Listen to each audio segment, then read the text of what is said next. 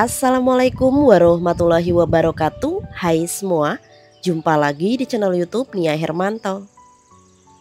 Apa kabar teman-temanku semua? Semoga selalu dalam keadaan sehat ya, dimurahkan rezekinya, dilancarkan segala jalan urusannya, dan tetap semangat. Masya Allah, Alhamdulillah senangnya masih bisa sapa teman-teman semua dan kita berjumpa lagi secara online. Di video kali ini seperti biasa aku mau share lagi kegiatan aku. Dan pagi hari ini aku baru banget pulang belanja. Tapi sebelum lanjut ke videonya, teman-teman jangan lupa pada absen dulu ya. Dari mana aja yang udah hadir nonton video aku ini boleh tulis di kolom komentar. Gimana, udah pada absen? Kalau udah absen yuk kita lanjut ke videonya. Nah, kali ini aku mau masak-masak nih teman-teman. Tapi masaknya itu aku bakal bikin stok untuk pak suami aku. Lebih dari 1 minggu aku tuh nggak belanja ke pasar. Dan pas belanja ternyata bahan-bahan itu lagi naik banget ya teman-teman. Apalagi bawang merah. Sekarang aku mau lanjut untuk unboxing belanjaan aja. Yang pertama di sini ada tahu putih. Aku juga beli ayam, beli empon-empon. Ini ada jeruk nipis juga. Dan karena suami aku kali ini lagi request kepengen dibuatin pepes tahu, jadi aku beli untuk daun kemanginya. Ini dia belanjaan aku semuanya. Sekarang aku bakal lanjut untuk prepare masak. Nah, untuk masak kali ini aku tuh mau bikin stok buat pak suami aku ya teman-teman. Karena insya Allah 1 minggu ke depan aku bakal mudik pulang kampung nganterin ibu aku. Jadi aku mau siapin makanan untuk suamiku. Di sini aku beli ayam, ada macam-macam ayam, ada sayap, ada ayam yang cuma 800 gram kupotong belah jadi 4 aja. Dan aku juga beli dada ayam filet. Untuk ayamnya sendiri aku sih rencananya kepengen diungkep aja supaya simple, suami aku tinggal goreng gitu ya. Ini untuk sayapnya nanti juga bakal aku ungkep untuk makan hari ini, karena kan hari ini aku masih stay ada di rumah. Jadi ya udah sekalian kita ungkep aja. Kalau untuk dada ayam itu aku bakalan simpen dulu di freezer karena belum tahu untuk apa.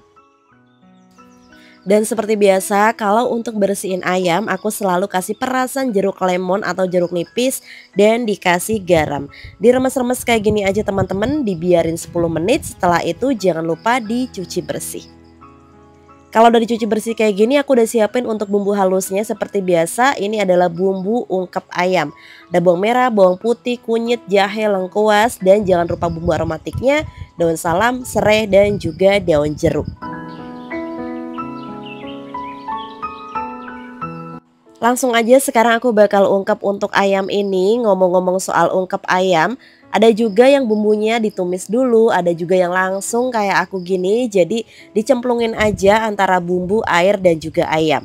Kalau ditanya rasanya enakan mana sih mbak, bumbunya ditumis dulu atau langsung seperti ini? Sama-sama enak ya teman-teman. Kalau menurut aku sesuai selera aja. Jangan lupa dikasih seasoning seperti garam dan juga penyedap rasa. Mau dikasih MSG boleh nggak mbak? Boleh, itu kan sesuai selera masing-masing aja. Kalau ada yang bilang mbak kenapa sih masaknya pakai MSG terus, nanti bodoh. Siapa yang bilang? MSG itu terbuat dari tebu teman-teman. Selagi kita memakainya dalam jumlah yang wajar, insya Allah tetap aman. Kalau misalnya kita sekali masak pakainya 5 sendok ya itu nggak wajar ya. Jadi kalau makainya ya sesuai selera dan sewajarnya aja, insya Allah tetap aman. Sambil kita ngungkep ayam, di sini aku potong-potong untuk tahu dan tempe. Karena tahu tempe ini nanti bakal aku ungkep juga. Yang mana untuk bumbu ungkepnya seperti biasa aku selalu menggunakan bumbu ungkep dari rebusan ayam. Teman-teman banyak banget sih yang tanya juga, mbak apakah nggak amis kalau air bekas rebusan atau ungkepan ayam? Alhamdulillah selama ini baik-baik aja dan gak bau amis ya teman-teman. Kalau teman-teman tahu yang dijual di warung Lamongan, di pecel ayam, kalau ada tempe tahu ungkep tinggal digoreng itu kebanyakan dia menggunakan bumbu ungkep sisa dari ayam ini. Malah justru kalau menurutku tuh dia rasanya jauh lebih gurih ya teman-teman. Oke, ayamnya udah matang, udah kita angkat. Bumbu aromatiknya diambil aja karena setelah ini aku bakal lanjut untuk ngungkep tahu dan tempenya. Nah, di sini ada nggak sih teman-teman yang sama kayak aku nih? Kalau air ungkepan ayam itu dimanfaatin untuk ngungkep tahu dan tempe atau bisa ngungkep yang lainnya seperti kepala, ceker atau ati ampela. Kalau ada boleh ya ditulis di kolom komentar. Siapa tahu kita itu sama. Ini dia menu pertama aku udah jadi, udah matang untuk tahu tempe gorengnya dan juga ayam ungkep. By the way, untuk ini semua harus didinginkan terlebih dahulu sebelum masuk di dalam kulkas. Untuk ayam bisa disimpan di freezer, tahu tempe bisa disimpan di dalam kulkas bawah. Lanjut ke menu yang kedua, ada tongkol dan juga tahu. Nah, untuk bumbunya sendiri di sini aku udah siapin ada cabai merah, bawang putih, lengkuas, kemiri dan juga aku kasih sedikit jahe beserta kunyit bubuk. Untuk kali ini aku bakal masak gulai tongkol tahu teman-teman. Ini tuh masaknya gampang banget, simpel, cepet, tapi bisa disimpan frozenan di dalam kulkas atau bisa disimpan 3 hari di kulkas bawah. Bumbunya udah halus, sekarang aku bakal goreng dulu untuk tahunya. Dan ini tahu yang tadi aku ungkap ya teman-teman, yang pastinya dia udah ada rasanya, jadi udah dibumbuin dulu. Digorengnya kalau aku sih nggak sampai garing-garing banget, yang penting dia luarnya itu udah apa ya, udah kering. Kalau untuk tongkolnya sendiri seperti biasa, berhubung aku punya tepung singkong, jadi untuk tongkolnya aku bakal balurin dulu pakai tepung singkong supaya nanti pas kita goreng seperti ini dia itu nggak meledak-ledak dan juga nggak mudah hancur. Kalau semisal teman-teman nggak punya tepung singkong kayak aku, bisa banget untuk tepungnya itu pakai tepung beras tapi ditabur aja ke dalam minyak yang udah panas sebelum goreng tongkolnya. Lanjut, sekarang kita bakal matengin dulu untuk bumbu halusnya. Jangan lupa dimasukin kunyit bubuk dan juga bumbu aromatik. Ini supaya lebih enak, lebih sedap, aku kasih tambah irisan cabai hijau besar. Kalau teman-teman punya cabai merah besar atau cabai keriting hijau nggak apa-apa, boleh dipakai aja, bebas sesuai selera. Tinggal diaduk rata seperti ini aja dan aku kasih tambah air ya teman-teman supaya nanti bumbunya nggak terlalu kering-kering banget. Untuk seasoning seperti biasa aku pakai garam, gula, kaldu dan aku kasih sedikit MSG. Dan biar lebih mantul juga di sini aku kasih santan instan Kara, tapi dia tuh santannya nggak aku kasih tambah air ya teman-teman. Kita kasih secukupnya aja, nggak usah banyak-banyak. Jadi sekiranya setengah bungkus aja itu udah cukup. Nah, ini yang bikin gurih kalau kita pakai santan, tinggal dimasak aja sampai bumbunya meresap. Setelah itu untuk menu yang kedua aku udah matang, yaitu gulai tongkol tahu cabai hijau. Ini bisa kita simpan di dalam freezer ataupun di kulkas bawah biasa aja. Lanjut ke menu yang ketiga, aku udah siapin kentang. Ini totalnya ada 500 gram kentang setelah dikupas.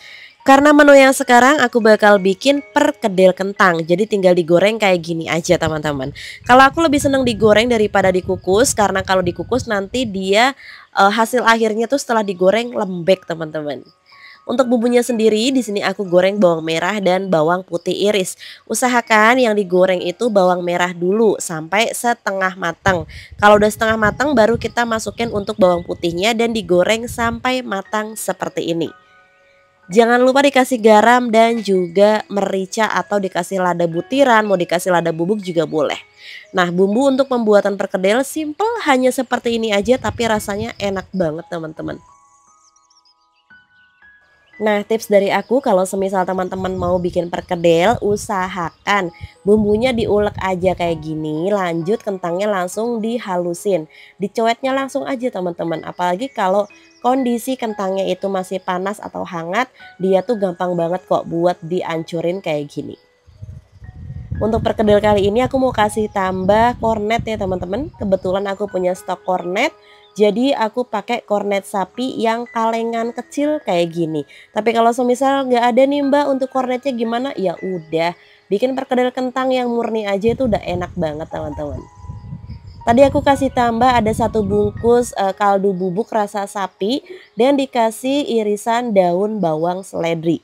Kalau aku seneng banget pakai daun bawang seledri, apalagi seledrinya itu agak banyak teman-teman, jadi nanti harum banget untuk perkedelnya. Dan satu lagi yang nggak boleh di skip yaitu kuning telur. Kita hanya menggunakan kuning telurnya aja. Kenapa sih Mbak nggak pakai telur ayam utuh aja? Karena kalau kita menggunakan putih telurnya juga nanti untuk perkedel yang kita goreng itu dia mudah kerasnya dan juga agak sedikit lengket teman-teman. Oke, kalau udah seperti ini tinggal dibulat-bulatin aja sesuai selera. Kalau aku sih kayak gini aja, jadi bulat agak setengah gepeng teman-teman. Pokoknya mau dibikin lonjong, mau dibikin kotak, nggih monggo silahkan sesuai keinginan masing-masing. Untuk perkedel ini tips dari aku jangan langsung digoreng. Jadi dibiarin dulu di dalam kulkas kurang lebih 30 menit, setelah itu baru bisa digoreng pakai kocokan telur. Lanjut, sekarang aku bakal bikin pepes tahu. Suami aku request pepes tahu yang mana bakal aku campur pakai teri Medan atau teri nasi kayak gini. Dikasih daun kemangi yang banyak dan juga irisan daun bawang yang banyak, itu lebih sedap. Kasih 1 butir telur ayam utuh aja. Untuk bumbunya udah aku halusin. Ini tuh cuma pakai cabai, bawang merah, bawang putih. Nanti untuk komposisi lengkapnya teman-teman bisa dicek di kolom deskripsi. Jangan lupa dikasih juga bumbu aromatik seperti daun salam dan juga serai. Semua bahan dan bumbu udah disiapin. Lanjut untuk tahunya kita hancurin seperti ini aja, gampang. Nggak usah pakai blender, nggak usah pakai chopper. Ini pakai garpu ataupun diulek kayak gitu aja udah halus ya teman-teman. Next, ini karena aku mau dibikin frozenan, untuk bumbunya aku bakal tumis. Aku bikin sampai dia benar-benar matang. Jadi supaya tidak mudah basi, tidak mudah berlendir, dan tidak mudah bau teman-teman. Nah, untuk seasoningnya sendiri seperti biasa hanya pakai garam, penyedap rasa, gula pasir, dan dikasih lada bubuk kayak gini aja. Bumbunya wajib sampai benar-benar matang. Kalau udah matang dan tanek untuk bumbunya, lanjut kita masukin untuk irisan daun bawang. Kalau aku sih seneng banget kalau pakai daun bawangnya yang banyak, jadi nanti pepesnya itu wangi teman-teman. Lanjut untuk tahu yang udah dihancurin bakal kita masukin dan aduk rata seperti ini. Ditumis sebentar aja, nggak usah sampai matang. Jadi usahakan dia tercampur rata antara tahu dan bumbunya. Kalau udah kita masukin untuk daun kemanginya. Nah, daun kemangi juga ini wajib yang banyak sih kalau menurut aku, karena pepes tahu tanpa daun kemangi itu seperti apa ya? Seperti nggak ada pasangan gitu ya teman-teman. Jadi wajib banget pakai daun kemangi yang banyak. Nah, kalau udah seperti ini bisa kita matiin api kompornya dan kita tunggu tahu ini sampai dia hangat-hangat kuku ataupun dingin. Setelah itu nanti baru kita kasih tambah untuk telur ayamnya. Kenapa sih Mbak harus menunggu tahunya itu dingin baru dikasih telur ayam? Nah, jadi kalau misalnya tahunya masih panas, kita langsung masukin telur ayam, dia itu nanti nggak menyatu teman-teman. Yang ada telur ayamnya itu matang di atas tahu yang udah kita masak ini. Jangan lupa tinggal diaduk rata seperti ini aja dan tinggal kita bungkus menggunakan daun pisang. Untuk daun pisangnya sendiri ini udah aku lap bersih ya teman-teman, tinggal dikasih sesuai selera aja. Di sini aku pakai 2 sendok dan kita tabur-tabur untuk ikan terinya. Untuk ikan terinya sendiri jangan lupa dicuci bersih sampai bersih 3-4 kali supaya kadar asinnya berkurang dan ditiriskan teman-teman. Nah, kita juga harus bisa memperhatikan dari tingkat keasinan ya. Jadi ada juga tahu yang udah asin dari sananya, terinya juga udah asin. Jadi pemakaian garam itu harus kita perhatikan. Ini aku bungkusnya nggak terlalu gede-gede banget ya teman-teman, karena untuk suami aku makan sendiri aja. Jadi ya udah kita bungkus sesuai selera masing-masing aja. Bisa dibungkus agak gepeng juga, bisa juga dibungkus seperti kita bikin botok. Pokoknya sebisa teman-teman aja, nggak usah dibikin ribet kalau masak itu ya. Dan untuk menyematkannya juga, kalau semisal nggak punya lidih kayak aku gini, teman-teman bisa menggunakan tusuk gigi, bisa juga menggunakan staples. Nah, kurang lebih seperti ini, dan untuk ujungnya kita bakal potong supaya lebih rapi dan juga biar bisa muat di kukusan nanti. Oke, kalau udah seperti ini lanjut bakal kita kukus. Usahakan kukusannya itu udah mendidih airnya terlebih dahulu. Jadi sambil kita bungkus pepesnya tadi, kita sambil manasin kukusan. Sekarang kita bakal kukus pepes tahu ini kurang lebih selama 25 menit. Kalau udah 25 menit ini hasil pepes kita udah matang. Bisa langsung kita angkat seperti ini, kita dinginkan dulu, kita angin-anginkan. Setelah itu bisa disimpan di dalam freezer ataupun di kulkas bawah biasa aja.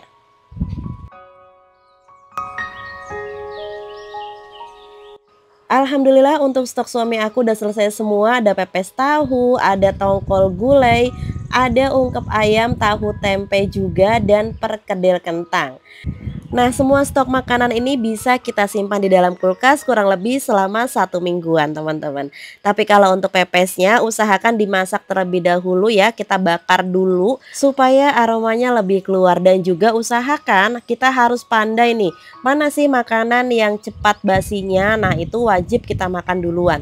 Seperti gulai tongkol tadi ya teman-teman, karena dia bumbunya itu bumbu basah, jadi wajib kita masak duluan atau kita bakal makan terlebih dahulu. Nah, karena ini aku mau sekalian lanjut makan sama suamiku, ini aku mau bakar aja untuk pepes tahunya. Dibakar kayak gini tuh lebih enak, teman-teman, cobain deh.